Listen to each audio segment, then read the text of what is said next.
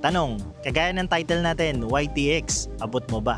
Madalas tinatanong sa atin, abot ko ba yan si YTX? Abot ko ba yan motor mo? Kaya ba yan ng 5.3? Kaya ba yan ng 5.4? Kaya ba yan ng 4.5? So, pag mga ganyan tanong, ang sinasagot ko na lang sa inyo, kino-comparison ko na lang kung ano yung height ko. So, sasabihin ko na lang, height ko po ay 5'4". Kung kayo po yung 5'3", kaya nyo po yan. Kayo ay 5'5", mas kaya nyo lalo. Pero, alam nyo ba, maaari kayong maging 5'4" o 5'5" na katulad ko, pero magkaiba. Kaya sa video na to, sasagutin ko yung tanong nyo kung abot nyo ba si YTX. At hindi lang si YTX, lahat ng motor na alam nyo, sasabihin ko sa inyo kung abot ninyo. Parang imposible, no? Tara, may nakuha akong technique.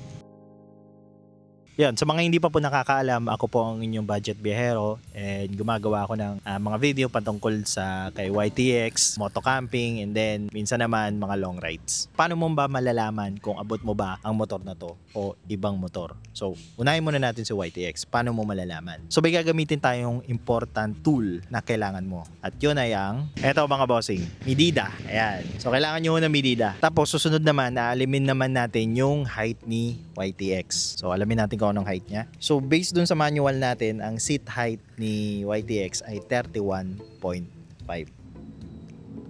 31.5. Mula dito sa baba, punta dito, 31.5 yan.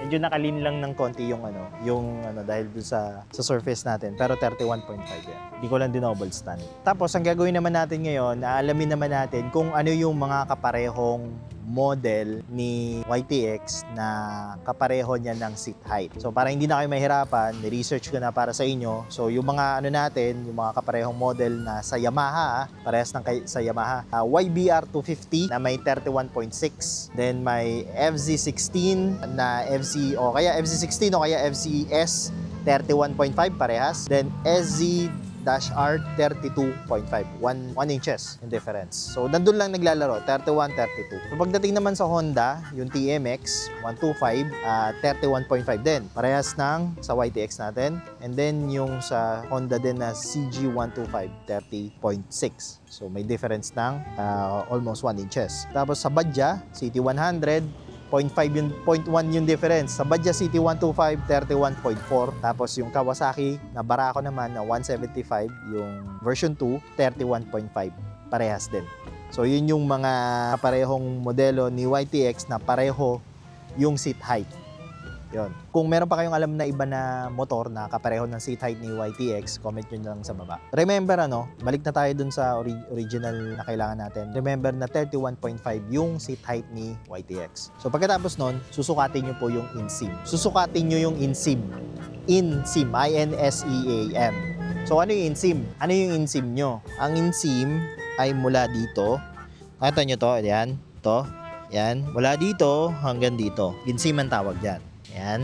Ang inseam ko ay nasa 29. Ito na yung sikreto. So, after nyo na masukat yung inseam nyo, gagamitin nating tools dito ay itong website na to. cycle-ergo.com. Tara, buksan natin. Yan, buksan natin yung cycle.ergo. So, pag binuksan nyo sa dito sa cellphone nyo, cycle-ergo.com, may makikita kayo dyang add motorcycle. Tanggalin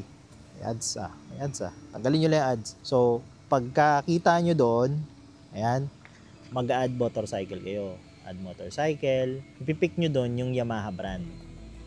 Yamaha. So, ang Yamaha dito, Japanese sa dulo.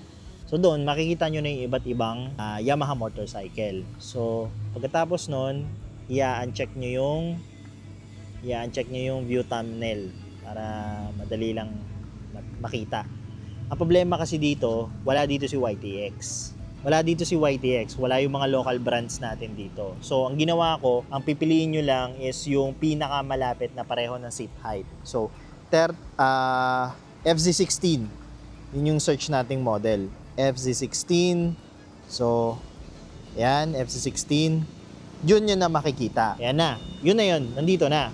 So, makikita nyo dito yung mismong dummy kung kayo ay kasya sa motor na pinipili nyo. So, piliin natin si FZ16 kasi siya yung pinakamalapit kay YTX na nandito. Pero kung may alam pa kayo, pwede nyo yung i-search dito na available. Problema kasi, si YTX hindi available sa cycle-ergo. So, makikita mo dito may height. Sabihin natin, lagay natin, since 5'5 ako, Pindutin natin yung height. 5.5. Pawasan natin. Yan ah. Mag-a-adjust yung dami na yan. Pawasan nyo. 5.5. Kita nyo, yan. Tapos yung inseam ko, 30 o kaya 29. So, magiging ganyan yung magiging ganito yung mismong ano ko. Magiging ganito yung mismong position ko sa kanya. And then, pagkatapos, click natin tong options. Yung options. Yan. Pwede nyo baguhin yung metric value. Pwedeng, ayan. Pwedeng centimeter, o kaya naman inches lang. Ganun lang. So, madali lang. Tapos, pag tatanong nyo kung kaya nyo yung abutin, put natin sa ground. Yes. O, makikita nyo medyo tingkayad ng konti. So, di ba doon mo na makikita? Tapos, center image on seat. Ayan, ganyan. Placement ng seat, pwedeng sa front. Pakikita nyo. Ayan, front. Back. Ayan, yung position niya o kaya center ka. Tapos, kung yung vehicle customizations nyo, kung meron kayong dinagdag, may kita din naman dito. Kung ilan yung handlebar pullback, handlebar rise, seat rise kung tinaasan nyo, peg forward, peg rise. Ang maganda pa dito, bukod sa inyo, makikita nyo pa yung sa passenger. Papakita ko sa inyo ha. Makikita nyo din yung sa passenger. Click natin yung passenger, click to expand. Tapos, kung meron kayong height, pakita nyo, yes. Ayan, makikita nyo kung abot ba niya o hindi. Tapos makikita nyo yung magiging itsura niya dun sa motor. Laking tulong, di ba? So, ayan, makikita nyo dito yung, tagalin natin muna yung passenger. Makikita nyo dito yung forward lean nyo, kung kayo ba ay naka-lean na ganun masyado o hindi. And then yung seat height. Ayan. So, mahalaga, makuha natin yung 31.5. So, yun. Laking tulong, di ba? Kayo nang bahala ano sa kanya. Kahit anong motor, bukod kay YTX, makukuha nyo na kung abot nyo ba o hindi. Bukod sa kasi sa inseam, hindi naman kasi tayo lahat pantay-pantay yung pata. Ito mismo. Di ba kasi medyo maikli, iba sobrang haba, ganun. So makikita nyo kung anong magiging position nyo dun sa motor sa pamamagitan ng cycle dash ergo. So bukod doon, kung gusto nyo pang mag-add ng comparison, mag-a-add lang kayo ng add motorcycle. Laking tulong, di ba? Kahit anong motor yan. Hindi nyo na kailangan magtanong, boss, abot ko ba yan? Boss, 5.5, abot ko ba yan? Boss, 5.6, abot ko ba yan? Cycle dash ergo, makikita nyo kung abot ng paa nyo o kung anong magiging position nyo sa motor.